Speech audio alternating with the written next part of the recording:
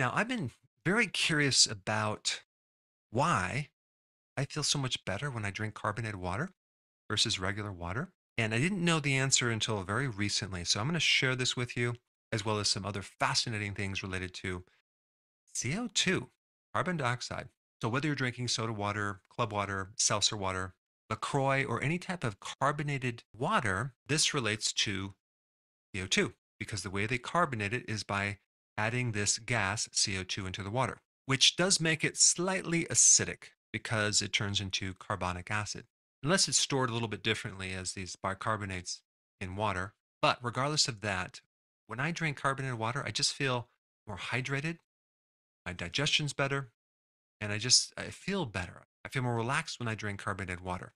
So if you happen to see some other videos related to carbon dioxide, I mentioned this one effect called the Bohr effect, Bohr. That is a condition that relates to CO2. In other words, for oxygen to be absorbed into your cells, into the tissues, it takes CO2, which is very counterintuitive. You would think, logically, if you got more air, okay, less CO2, you would have more oxygen, but that's not true. It takes that CO2 to slightly adjust the pH and drop it a little bit and make it slightly more acidic to allow the oxygen to be released. And this is why if you hyperventilate in a panic attack, you're getting too much O2 and not enough CO2, and you can't breathe, right? And then you start breathing in a paper bag and you get more CO2 and now you can breathe. In fact, you can actually create a hypoxic state. That is a state of lowered oxygen by depriving the tissues of CO2, which is very interesting. Because normally you would think hypoxia, low oxygen, means too much CO2, which can occur, but you can also create that same situation with not enough CO2.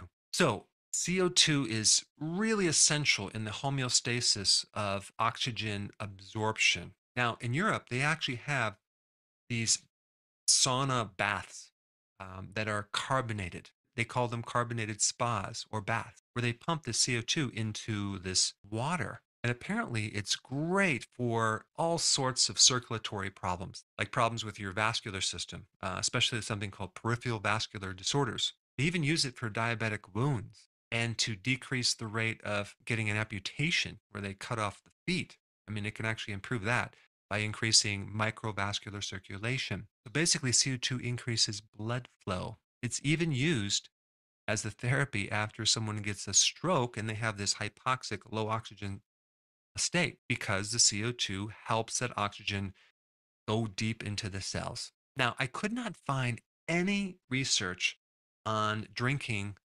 carbonated water, okay, in that relating to an improved health. But I have found parallel research on all the things I'm talking about, and I'll include that down below. In one study, I found there was a significant increase in the parasympathetic nervous system activation by increasing CO2. That's the system that counters the flight or fight mode. It's the system that helps your healing and your digestion and your ability to sleep. And the device they use to measure the parasympathetic is what I used in my practice, which is technology called heart rate variability. Let's take a look at some other things that I found related to this.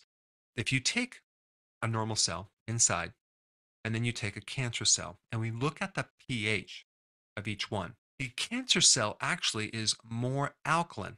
Now, the outside of the cell more acidic because of all the byproducts from lactic acid, things like that. But the inside of the cell is more alkaline than a normal cell, which is very interesting, especially as it relates to CO2. And I couldn't find any information on this, but think about this. When you deprive a tissue of CO2, you actually can develop alkalosis. That is a state of being too alkaline. So without that CO2 turning into carbonic acid, you can develop an overly alkaline state. And then I wanted to figure out, is there any relationship or any significant improvement in shrinking tumors or stopping the spread of cancer by increasing CO2?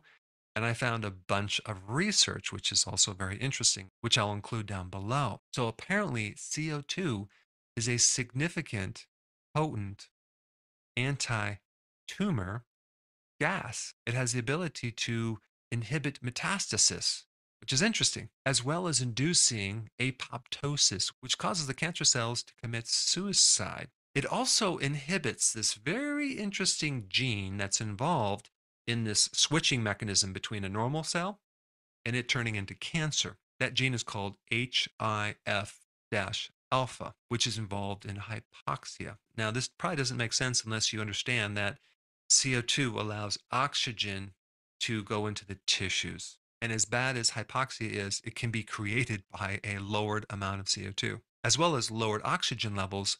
But also, there's this CO2 connection that is very interesting. I had this thing in my mind where if we just flood the body with oxygen, right, we'll be able to kill the cancer and we could prevent cancer.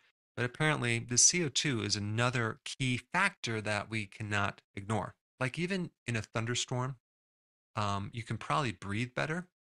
And if you ever wanted to know why, well, apparently there's a lot more CO2 in the air after a thunderstorm than there is when there's not a thunderstorm going on. Also, you'll actually get more oxygen into your tissues if you breathe through your nose, not your mouth, when you're sleeping, as well as when you exercise. There's another interesting natural bath, like the springs, if you go to the hot springs. And at first, we might think there's a lot of minerals involved that are helping us. But guess what? There's a significant amount of CO2 in hot springs, which could be the reason why you feel better and you're more relaxed. Now, they're even using CO2 in various creams for hydration to your skin and better circulation and blood flow, which is another interesting piece of this puzzle. And the last point about the CO2 is that CO2 apparently is a potent anti inflammatory. So I just wanted to increase your awareness on the CO2, this carbon dioxide thing, as well as carbonated water. And this could be the reason, which I think it is, of why you may feel better if you consume more carbonated water. And what I have is I have a little carbonated machine that makes my water carbonated. So I take my spring water and I carbonate it, and that's what I drink. But since we're on the topic of water, if you haven't seen this video, I think you should watch it. There's definitely more information to be known about water. And I put it up right here.